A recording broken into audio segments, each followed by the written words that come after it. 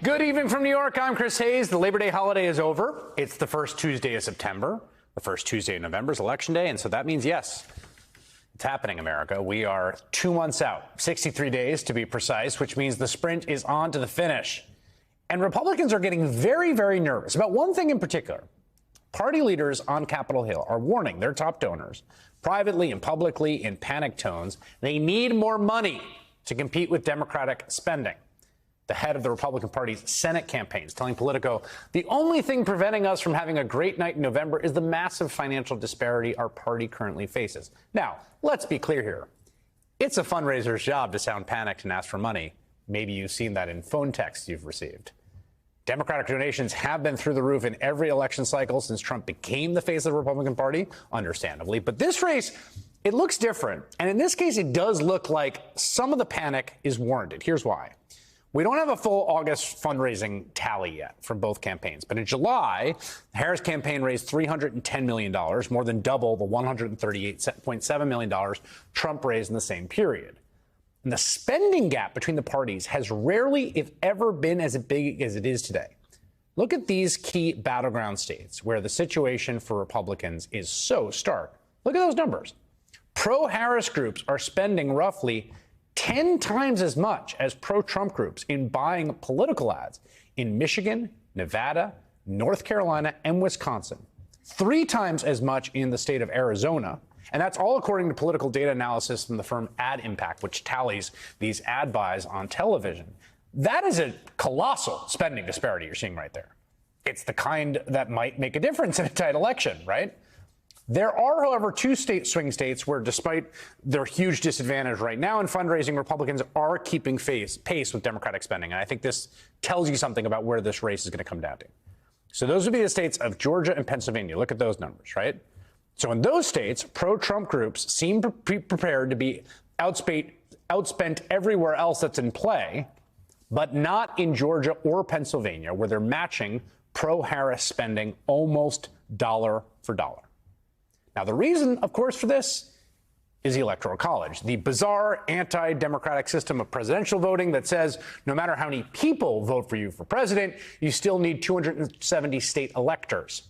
It's a system that's already caused enormous problems in America, like when George W. Bush and Donald Trump both lost the popular vote but won the Electoral College. And of course, don't forget that in 2020, it was the perverse incentives and the complicated machinery of the Electoral College that provided Trump with the opening to try and steal the election with, among other things, his plan for fake electors, a plan that culminated in the January 6th insurrection, right? That was the day that the Electoral College votes were going to be tallied, right? The Electoral College is still there. It's in the Constitution, operating in the background, and every single strategic decision both campaigns make are determined by it. And what you're seeing in the spending, the Trump campaign, I think, they've got one main path to victory that they appear to be putting literally all their money on. And that is basically this map. Envision this result. It's pretty much the same as 2020, except so everybody holds the states their parties won that year in 2020, except Donald Trump flips 2 states. He flips Georgia, which, of course, Joe Biden famously won by 11,000 votes, and he flips Pennsylvania. That gives him 270 electoral votes to 268 for Kamala Harris. Under that scenario, Trump becomes president again. Kind of a nightmare map for the Democrats, to be honest. Harris could sweep the rest of the battleground states, and she could win nationwide by millions of votes. 4 million votes, 5 million votes, 6 million votes, wouldn't matter. As the Washington Post pointed out today, if Trump can hold North Carolina, the only one of these 7 states he won in both 2016 and 2020, and he takes Georgia and Pennsylvania, that's it. He wins. It's over for Harris. Now, that path, that map, is a high-risk, high-reward strategy for Republicans. And again, the reason we're talking about this specific path is that ad spending we showed you at the top of the block, right? But what's very clear is that Pennsylvania is like just absolutely crucial, pivotal for them, as you might have gathered from Trump's last few rallies there.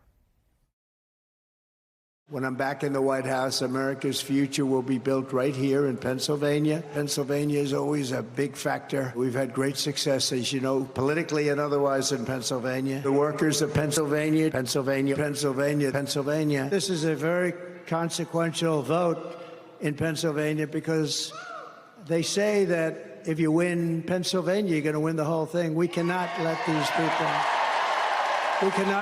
people win Pennsylvania. Pennsylvania is almost as crucial for Harris as well. Certainly if she wins there, right now she leads in the polls, but it's within the margin of error. And of course, I think it's fair to say all these states are going to be very close. If she wins there, she's in good shape.